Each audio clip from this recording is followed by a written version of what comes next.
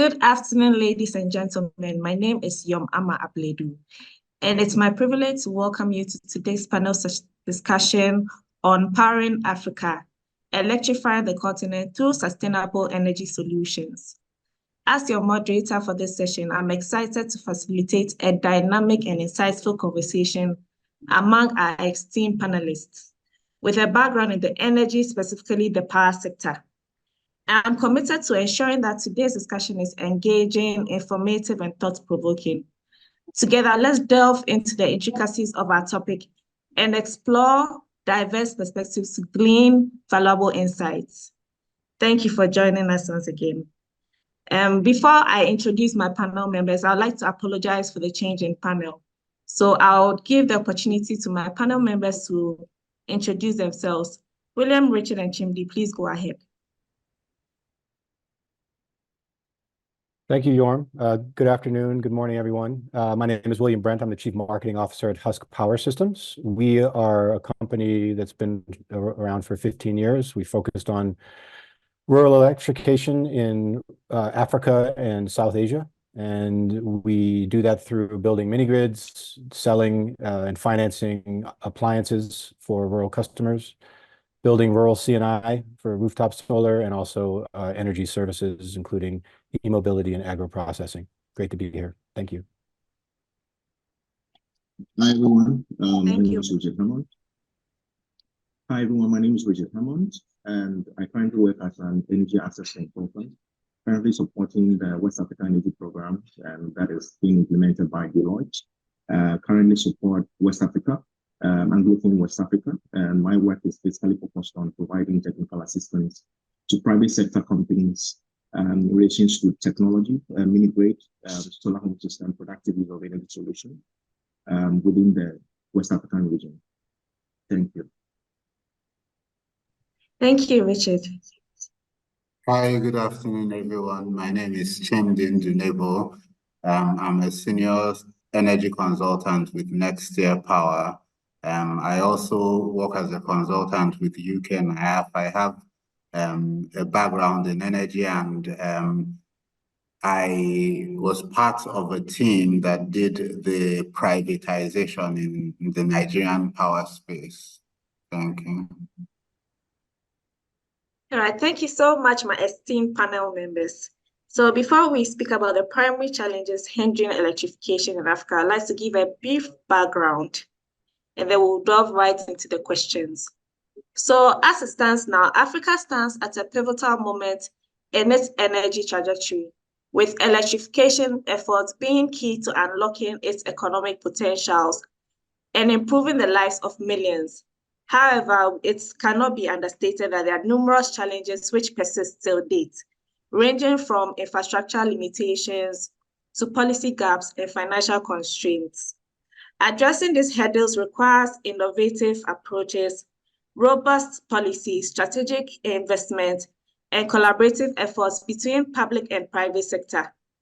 In this context, it's imperative to explore the multifaceted landscape of Africa's energy sector, delving into challenges, solutions, success stories, and future prospects, which we'll be doing in this discussion today. So now let's delve into these questions to understand the complexities and opportunities surrounding Africa's electrification journeys. So my question to all, what are the primary challenges hindering electrification efforts across Africa, and how can these challenges be addressed to ensure universal access to electricity? So I'll take it William first, followed by Richard in that order, then Chimdi. Please go ahead. If it's okay, since I'm the only non-African here, I'd like to do the order with me in the end and hand it over to my African brothers to go first, if that's okay. That's fine. So I'll take Richard, Chimdi, and then I'll take you, William, after Chimdi. Thank you. Okay, thank you very much. I think being in the sector for some time, and some of these challenges have been sitting with us for quite some time. And I think mostly the primary challenges with respect to electrification effort in Africa mostly has been access to finance. which is the key. And when it comes to access to finance, both from the technological perspective, in terms of access to the technology, affordability, the cost of the technology, and even the upfront cost in investing in the technology. I've been to several rural communities. I've engaged a lot of the private sector. We've been to the field, worked on the field with them to sell their products in the market. And one of the challenges that I mostly see is people's ability to pay initial cost of technology. And these are solar home systems. It's different when it comes to mini-grid deployment that require a lot of huge investment. And if it's not favorable in terms of policy perspective, then it becomes a bit of a challenge. So in terms of policy infrastructure policy-wise, some of the key challenges. Sharing example, in Africa, for example, there are various challenges. Sub-Saharan Africa has its own challenges. Northern Africa has its own challenges. Southern Africa has its own challenges. But majority of these challenges are in line with policy. If the policy are not in the right places and the policy are not properly defined, then it becomes a lot of challenges for investments to arrive in the country. Most investors in mini-grids, if the policy is not right, they will not be interested in investing in the country. So this is one of the key things, that is policy plays a very important role. Yes, financing is a challenge, but sometimes when there's no appropriate policy, then it will not be attractive for private sector investment.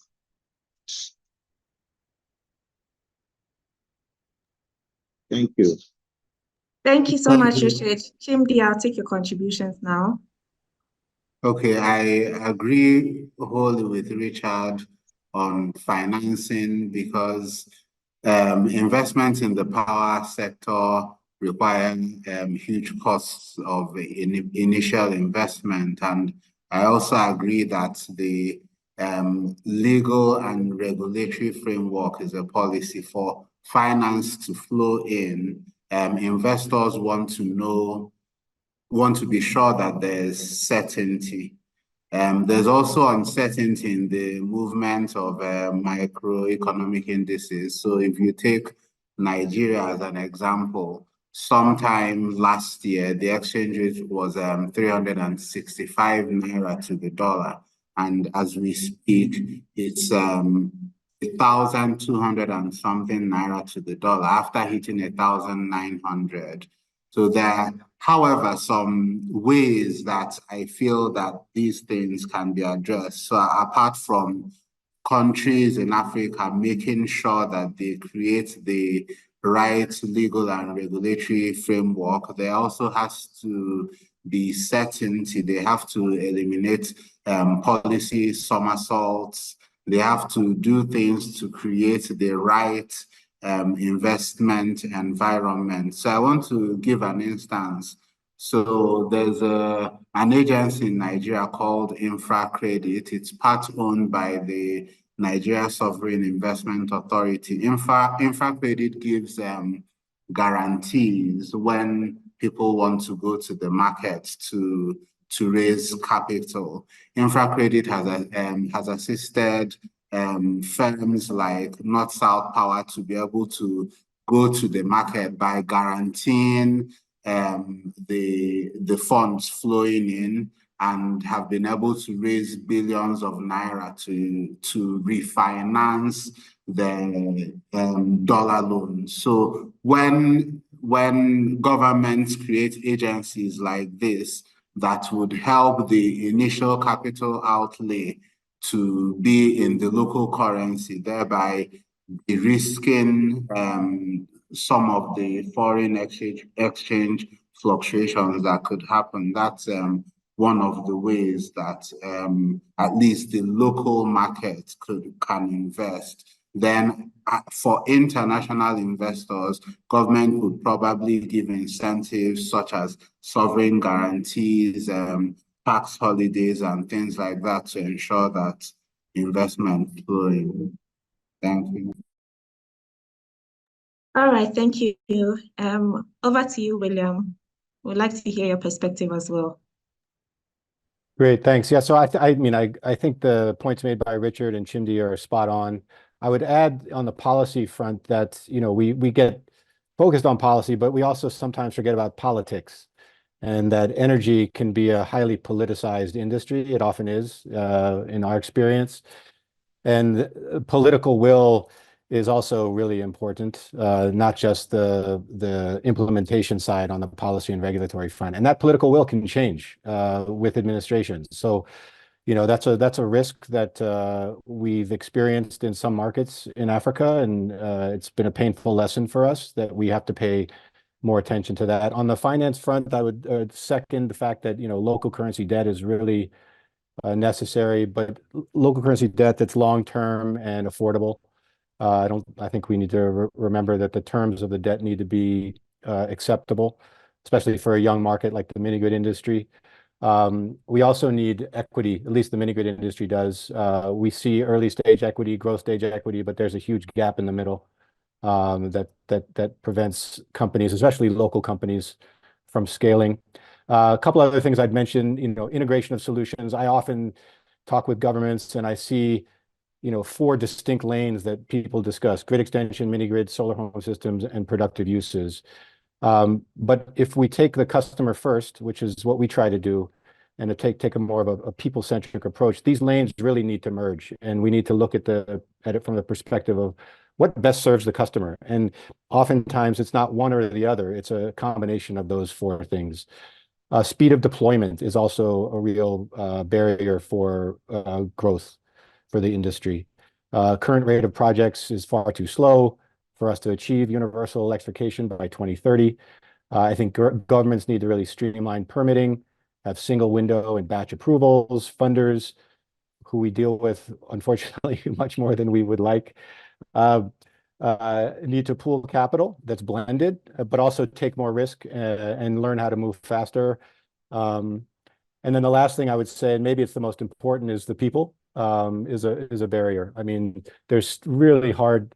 It's very competitive market for the best talent in Africa, and that's especially and also bringing more women into the industry is a challenge as well.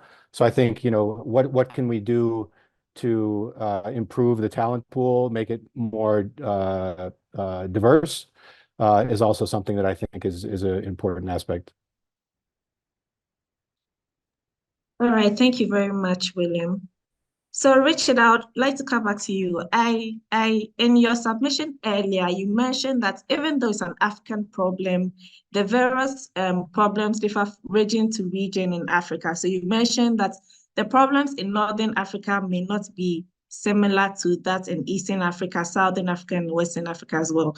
So my question is, in what ways can innovative and sustainable energy solutions be tailored to suit the diverse needs and conditions of the different regions within Africa?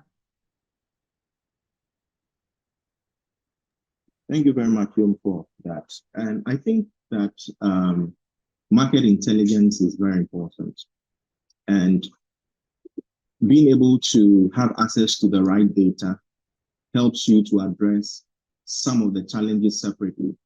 And when you look at Sub-Saharan Africa is the least electrified within Africa. And when you look at countries like Chad, Niger, Burkina Faso, those countries are the least electrified.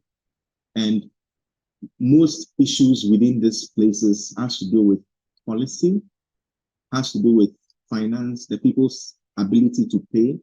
So these are some of the challenges. And in Sub-Saharan Africa, when opportunities in terms of financing projects, development partners implementing initiatives need not to focus within the whole of Sub-Saharan Africa, but it should be country specifics. Because I'm just giving an example where we have Eastern Central Africa and we have Western Africa. There's been a lot of instances where there are funding opportunity where funding mostly goes to East Africa because most of the players are there. They are well experienced when it comes to applying for proposals to access funding. And when it comes to some companies in Western Africa, some of the local companies are not able to access. So I think when it comes to in terms of initiative, development support, financing for the sector, I think it should be country specific. For example, now Roger is started doing some work, and it's calling on companies, especially country companies, to apply. And if that is successful, we expect at least 2 to 3 companies or 4 companies to be funded, local companies, be funded in country to be able to address some of these challenges. The other aspect is that there have been instances whereby I've had meetings with regulators to find out how do they assess energy assets in terms of for solar home systems. And when you look at it, most policy implementers say that they don't count solar home systems. It's only mini-grid, because solar home systems is a short term, but a lot of the companies are doing a lot in terms of going to rural communities, selling some of this product. And if it's not counted, it means that there's a lot of effort that is being put in, but some of these technologies are not counted as part of the energy assets computation. So I think we need to look at innovation in terms of the technology, in terms of counting the solutions. We need to look at, for sub-Saharan Africa, mini-grid solar home systems that will work, because our energy access rate is very low. For Northern Africa, mostly have almost like 100% energy access, and most of their challenges have to do with transmission. So there's a lot of investment that is needed to go into transmission, making sure that there's no power theft and all that. That is how this can be addressed. Eastern and Central Africa also has similar challenges in terms of energy access. So a lot of effort is being going into access to finance, looking at affordability, introducing pay-as-you-go technology solutions, so that customers that do not have enough can be able to afford some of this technology. And for solar home systems, there are a lot of technology solutions. The other innovation that I would like to touch on is the introduction of GIS technology for the companies to know where to go. Because the problem is that we have information on there's no energy, the energy access rate is about, let's say, 80%, 40%, 20%.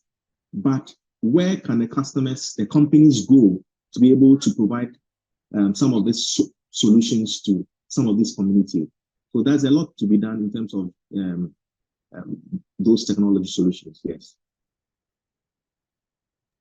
All right, Richard, I hear you. I hear you very clearly. You are talking about the importance of market intelligence, and I think it's really, really necessary that we take that into consideration moving forward, because we need the market data research, focus, and analysis to be able to know where to put our investments, right?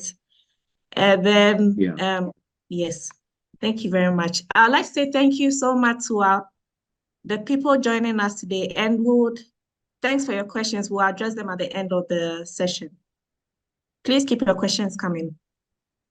Now, Chimdi, I want to move over to you. I remember when you were speaking earlier, you mentioned that we needed to put in the legal and regulatory framework. And you also mentioned some economic factors that must be certain to attract investments. I want to ask you, how do policy measures and investment strategies play a pivotal role in accelerating the pace of electrification across Africa? And what are some examples of successful implementation? I remember you mentioned some bodies in Nigeria. Can you give us more examples of some successful implementations you've seen in your country and across Africa as well? Okay, thank you, Yon. So indeed, policy measures and investment strategies are really critical in accelerating the pace of electrification. Some of the things that need to be done, for instance, is that African countries need to implement an integrated resource plan. The result of this plan would point to where investments should go, as well as reveal the least cost options of those investments. When these things come out, it would first of all show that the countries are ready to do business, and they will inform creation of adequate investment-friendly policies which the countries are supposed to come up with. And the integrated resource plan would also tell investors where their finances are supposed to flow. Carefully thought out policies and strategies to attract investments actually do work. Like I earlier mentioned, I was part of the privatization process in Nigeria. And in the case of the power sector privatization, the Bureau of Public Enterprises, which was the agency that I was with them, came up with some strategies to give investors confidence. One of them was the creation of a government agency for the bulk purchase of electricity. So if investors were going to come in and they didn't know if they bought a generation plant, they wanted assurance that the energy they generated and the investment would be recouped. So we came up with the strategy of creating the Nigerian Bulk Electricity Trading PLC, which would buy up all the power generated from these privatized companies. This was to assure the investors that their power was going to be purchased. Another example in the same transaction was the addition of put-call option clauses in the contract, as well as including adequate termination clauses and force majeure events. These things are not just for privatization contracts, but even, for instance, when you look at new independent power plants coming up, when they enter into contracts with the government that assures them that their investment will be recouped, they have confidence to invest. Government should also give sovereign guarantees in some cases, and they could do this in partnership with multilateral development agencies like the World Bank. So the other ideas or things that government can do, such as to reduce financial risks, policy measures such as the guarantees I earlier mentioned, creating subsidies which must be funded in the national budget, and risk-sharing mechanisms that can help mitigate these financial risks. Governments should also look at reforms to liberalize the sectors, because African countries are poor and government cannot continue to be the ones doing the investments and providing subsidies. Nigeria and Tanzania, for instance, carried out reforms and liberalized the energy sector, attracting significant private sector investment and improve. This has led to improvement in access, efficiency, and service delivery. So through these policies, government should promote innovation, ensure social inclusion, just like Richard said, and look towards renewables. Countries like Kenya and South Africa have implemented renewable energy feed-in tariff programs to incentivize investment in renewable energy projects by guaranteeing long-term fixed prices for electricity.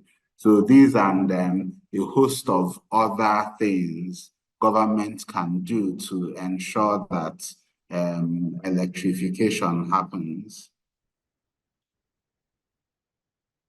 All right, thank you, Chimdi. It's interesting that you mentioned the private sector involvement in Africa's power supply, and I would like to call on Richard to just expand on that for us now. Okay, thank you very much. I think in the period the period of being within the renewable energy space, getting to understand what some of the key things that are necessary for private sector involvement. I think the value chain for within the energy sector is basically beginning to understand and appreciate the value chain of the energy sector.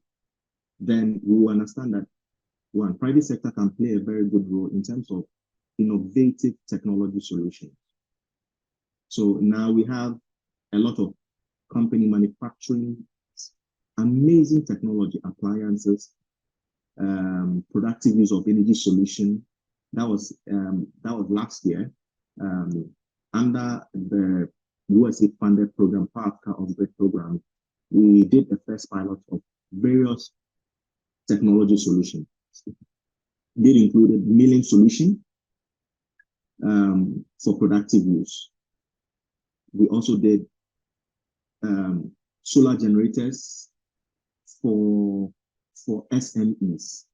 So when it comes to the manufacturing aspect, private sector can look into manufacturing various technology, doing enough research, providing those technologies to the market, forming strategic partnership with distributors of those technologies.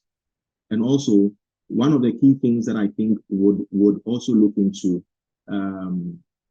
providing innovative technology solutions. So now we have companies like Field Pro, Angaza, all those platforms providing technology solutions that help off-grid companies access route to market. Those technologies are very important. I'm talking from the business perspective in terms of off-grid companies selling product to the market. In terms of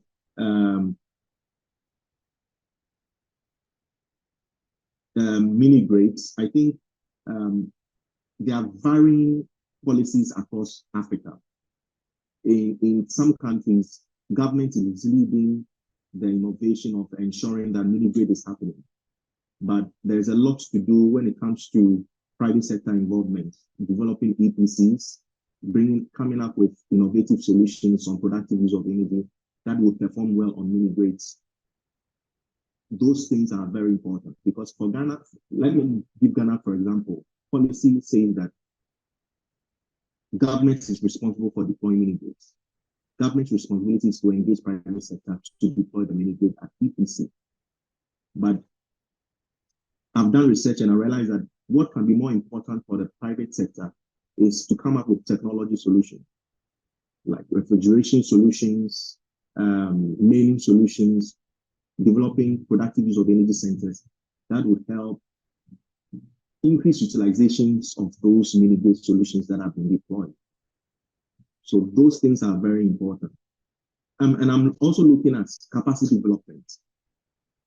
The private sector can do a lot by providing training, supporting training women to build capacity of women to be more integrated into the energy space, and helping the institutions like the private sector and government sector institutions to better understand all these technology solutions. Those are very important for private sector involvement because based on experience, I know that private sector is doing very well when it comes to energy grid deployment and introducing productive use of energy solutions onto that. But it's different for the government sector. The government responsibility is to ensure that everybody is electrified. But private sector is responsible to ensure that they provide solutions to some of these communities, and these communities at reasonable cost as well. And I think there's more to be done in terms of ensuring that we are development organizations are supporting government institutions to understand the essence of private sector involvement in the energy space. Because when it comes to transmission, distribution, generation, energy efficiency, demand management, private institutions are institutions that are providing the right technology for government to be able to provide energy access to its country. All right. Thank Thank you you. so much, Richard. So the talk about private sector and then mini grids, I would like to ask William to tell us the role of decentralized power solutions and integrated generation, transmission, and distribution projects. What role do they play in Africa's quest for sufficient base load power and electrification of rural and off-grid communities? William, in your response, can you also give us some of past power success stories and best practices in the implementation of sustainable off-grid energy solutions across the continent? I know the question is loaded, but then you can just speak about the decentralized power solutions, and then you tell us your success stories as well. Okay, and I'll try and be as fast as possible. But I also want to just comment one response to Richard on data. I think, as a company that's looking to expand in Africa right now, data is a huge barrier for us at this point. You can get national level data. It's not great, but national level data doesn't actually tell the story, because often the countries that we go into, they're regions within the country. Some are absolutely ready for our investment, some are definitely not. So if you try and analyze at the national level, you don't actually get to an answer for which country makes the most sense for our business model. So it's national data needs to improve, but also that you have to take a lens that goes to the subnational level. And then, Chimdi, just a question for you. I don't know if we'll have time today, but is a sovereign guarantee possible for companies like us as well, that reduce the risk of governments, coming in from the one where we might have gotten a concession or, had a partnership? Is there some opportunity for a sovereign guarantee as well that extends beyond changes of government? In terms of the role of decentralized and mini grids, I mean, I'll quote the World Bank. They say that the mini grids have the ability to, or should, the least cost opportunity to power 380 million people in Africa.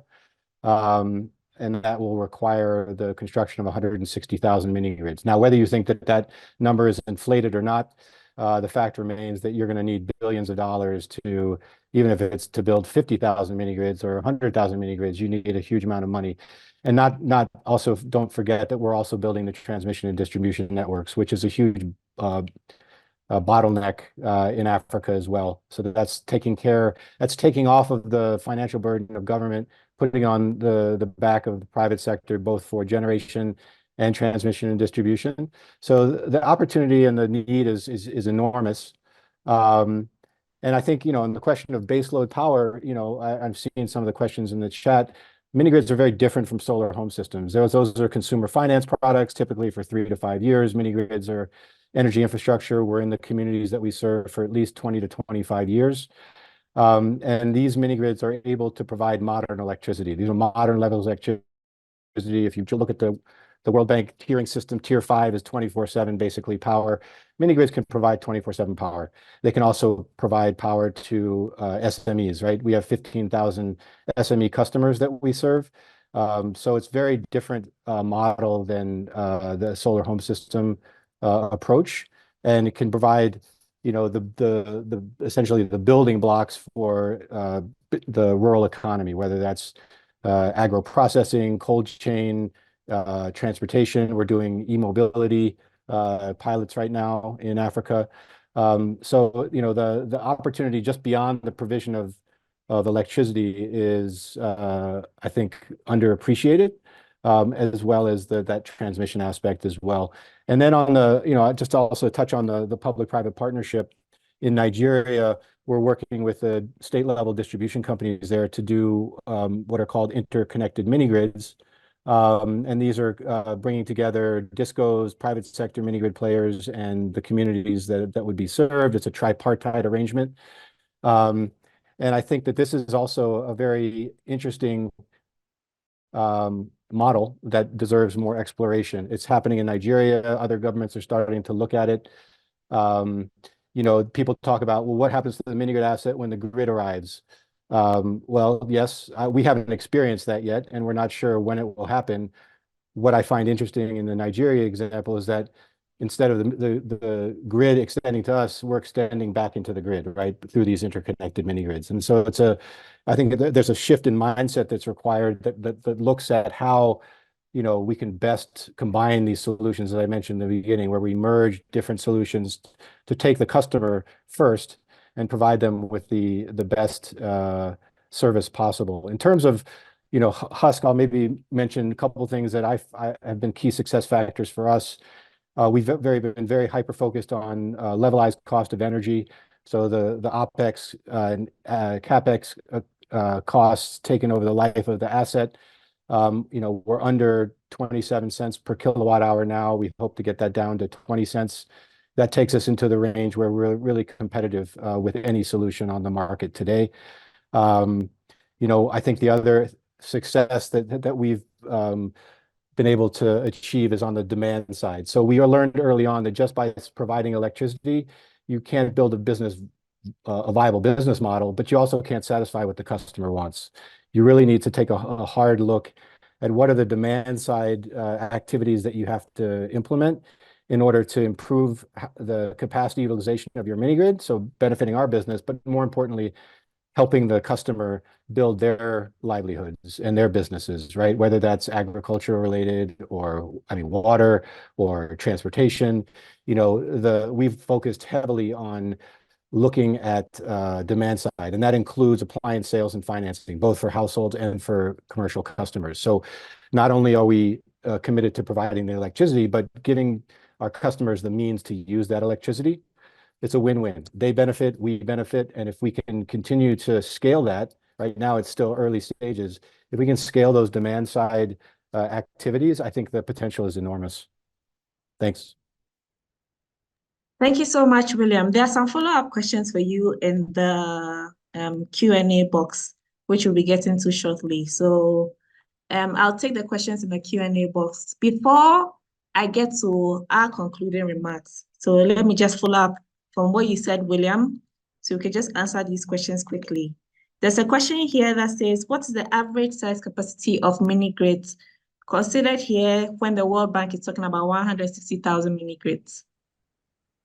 I don't know what the mini grid, the sizing is according to the World Bank. I can just tell you what Husk Power is looking at, and it's very market dependent and community dependent. So it can vary within the country. It can vary, within communities. In Nigeria, we typically started at around 50 kilowatt solar plus batteries. If you look at markets like the Democratic Republic of Congo, I would imagine that system sizes will start at, anywhere between 100 and 500 kilowatt. Other countries might be smaller than that, as low as 30. So it really depends on where you're building these mini grids, but I think at the end of the day, it ties back somewhat to what the demand profile is of the community, right? Whatever that community can sustain in terms of capacity, we can build just because we build our systems in a modular fashion. They're standardized, they're designed to be built. So if we build a 50 kilowatt mini grid, we can add on top of that another 50 kilowatt and again another 50 kilowatt and grow modular. So yeah, the answer is it really depends on the country, I would say. All right, thank you, William. Yeah, William, there's a question here asking if you're implying that more data centers are needed across Africa. I'm sorry, I missed that. Do we need more data centers across Africa? Data centers? Oh, Yes. I think I'm not a data center guy, but the digital economy in Africa is taking off. Absolutely, the continent needs more data centers, and they need to be powered with renewable energy and should be powered with renewable energy. All right, thank you, William. So now I'll move to Richard. There are a few questions for you here. There's a question from John Clark who says, per your comments on new technology, would Nigeria Infra Credit be willing to consider new GW level technology? I think that question should be for Chimdi. But Richard, you could go ahead if you have something to add.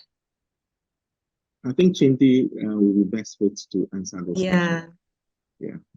So Chimdi, the question here is, new technology, per your comments on new technology, would Nigeria Infra Credits be willing to consider new GW level technology? So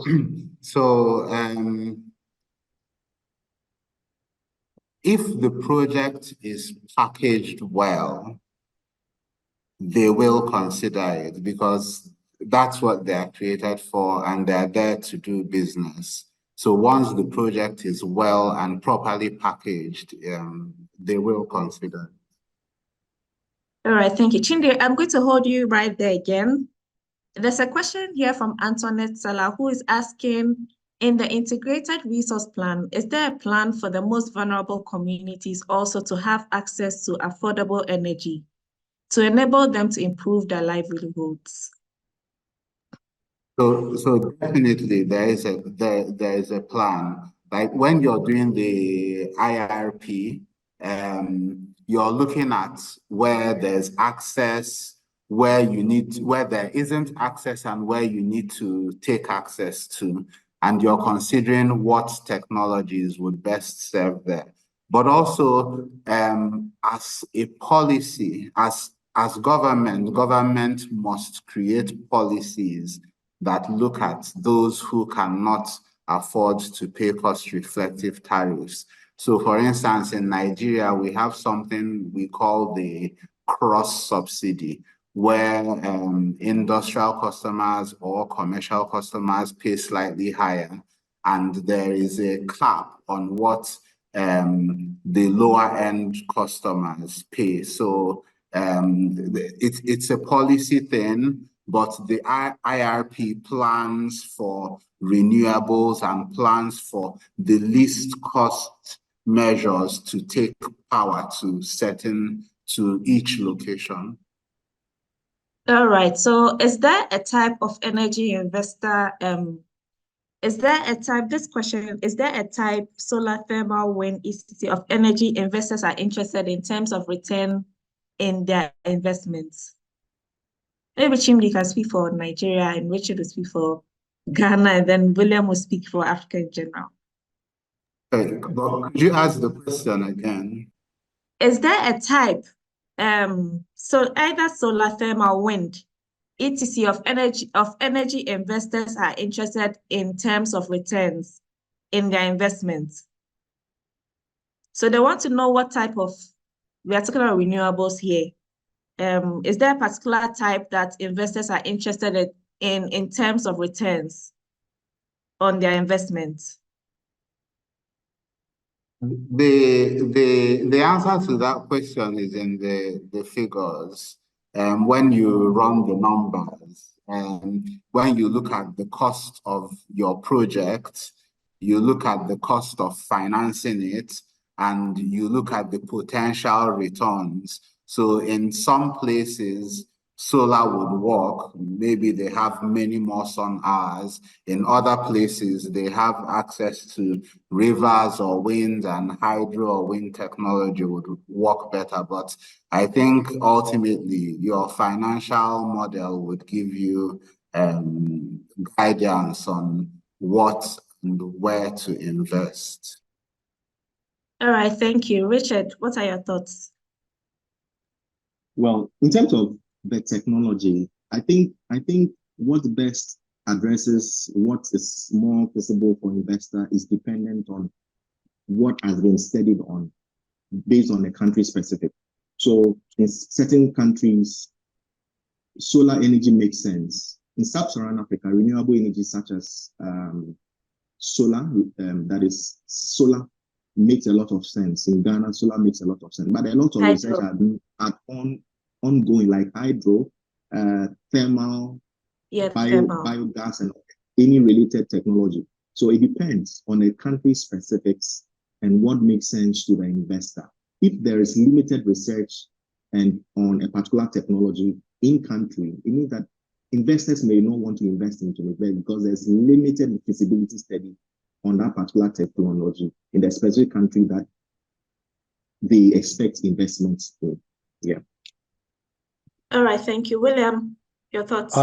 Yeah, so I think, it also depends on the type of investor, right? I mean, there are different types of investors. I would say it depends on the investor. If it's patient capital, sort of impact investor, their expectations on return is very different from a commercial investor. At the same time, expectations on returns are going to differ for utility scale projects versus mini grids versus solar home systems. So it's all, I mean, you can come up with a lot of different answers on there depending on how you define the issue. I mean, we raised $100 million in equity and debt in October of last year. And so we've been talking to investors a lot.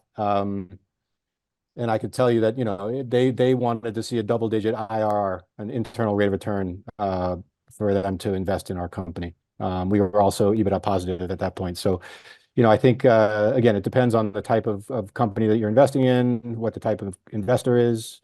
But, you know, that's the one experience that I can talk to specifically.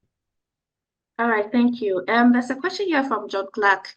He said Chimdi mentioned a firm that guarantees projects, and he wants to know then, please advise on this entity. I remember he mentioned the guarantee provider in Nigeria is InfraCredit. I don't know what kind of advice Chimdi can give on the entity. But Chimdi, do you like to go and take a go at this?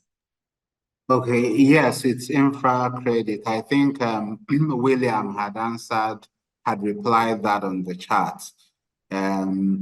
I don't think there's enough time to go into the details, but it's InfraCredit, and I think there's substantial information on their website. All right, thank you. For all the audience who want the contact information of our panel members, you can please add them on LinkedIn. And I think if you get in touch with the ECP team, you could get their email addresses as well. Thank you.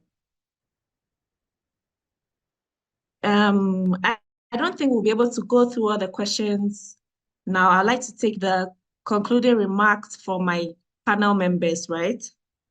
In just 2 to 3 minutes each. So I want to know, as we look ahead to the Invest in Africa Energy Forum in Paris, how can forums like these facilitate greater collaboration and investment in Africa's most transformative energy projects, ultimately driving sustainable development and economic growth? So I'll just take it in the order that as you guys appear on my screen. So, okay, I was going to mention William first. I'll go with Chimdi, then Richard, and William. Okay, could you ask the question again? Sorry. My question is, as we look ahead to the Invest in Africa Energy Forum in Paris, how can forums like these facilitate greater collaboration and investment in Africa's most transformative energy projects, ultimately driving sustainable development and economic growth? Okay, so forums like this actually bring investors and opportunities together. And something that has been lacking in Africa is actually well-packaged projects. So you have to think your projects through, think on de-risking them. Like Richard and William mentioned, data is critical. So your source of information, the information that you're providing is very, very essential. So from forums like that, several deals have been closed, and I'm looking forward to this one in particular. Thank you. All right, thank you. Richard? Okay, sorry.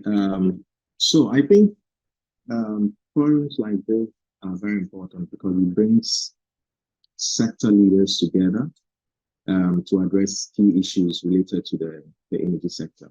And given scenarios like organizations like Beyond the Grid for Africa, what they are implementing currently by bringing and undertaking such initiative where they bring the sector together, various players together. This forum presents an opportunity to have something going by bringing various players, being it investors, technology providers, government together to address some of the challenges. Because if government is able to address certain issues related to policy, then we can have more investment in Africa, in certain countries in Africa, because we still have issues with energy access. We still need investment in the country. So dialogues like this are necessary. It shouldn't be just after the talks, then nothing happens. There should be action after the talks. So after the talks, there's the need for continuities of engagement so that we can have more investment and more support from development partners that see opportunity to invest in Africa. Yes. Thank you. Yes, thank you, William. Yes, so I would say, these forums are quite important in bringing together the sector.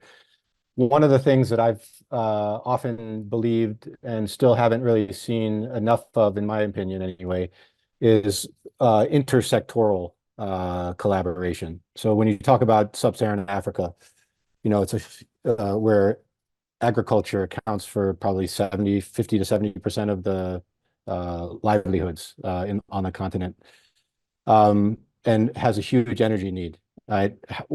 How do we bring together other sectors adjacent to energy into these types of conversations so that we can break down silos that still exist between the different sectors? That would include transportation as well, in terms of e-mobility and what the opportunities are.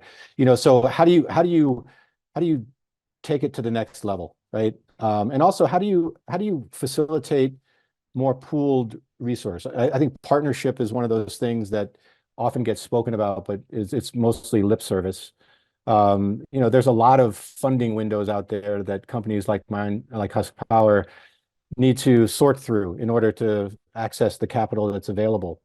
How do you try and consolidate? How do you get the development finance institutions and other funders to consolidate that funding so that instead of having to knock on 100 doors, we can knock on 10? And improve the efficiency with which they're deploying their capital and we are able to raise capital. I think that's also something that I would love to see more of. So cross-sectoral, but also inter-energy sector, greater collaboration between funders. And also, I think there's huge learning opportunity among governments. I mean, I'm in Zambia today. I'm going to DRC tomorrow. And I'm seeing that there's just a huge amount of work, for example, is being done in Nigeria that nobody knows about here, right? How do we make sure that learning is also shared so that people don't have to reinvent the wheel every time? I think that's something that also these types of convenings could be very helpful at. Thank you. I actually believe that forums like the Invest in Africa Energy Forum, they provide critical forums for collaboration and investments, which is in the end is going to pave the way for a brighter, more electrified future for Africa and its people. So I agree. I'd just like to take a few, I'd just like to take a concluding remark before we end the webinar for today. I just want to say thank you to my esteemed panel members. Thank you to Chimdi for bringing the investment perspective. To you, William, for discussing decentralization and power solutions with us. And then to you, Richard, for bringing on board the private sector involvement in Africa's power supply chain. I really appreciate that. And I'd like to say thank you to our audience for being with us from the beginning till the end. And I'd like to conclude that, yes, indeed, Africa's electrification journey is a multifaceted journey, endeavor that demands collaborative action and innovative solutions, which we've talked about today. So it is not, we can't understate the fact that these challenges loom large.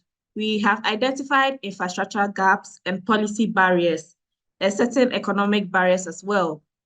The continent actually holds immense potential for transformative change. And I think these conversations must go on. So as stakeholders converge in Paris and beyond, let's seize this opportunity to catalyze change and unleash Africa's energy potential for the benefit of all. Thank you so much, everyone. And I hope you enjoy the rest of your day.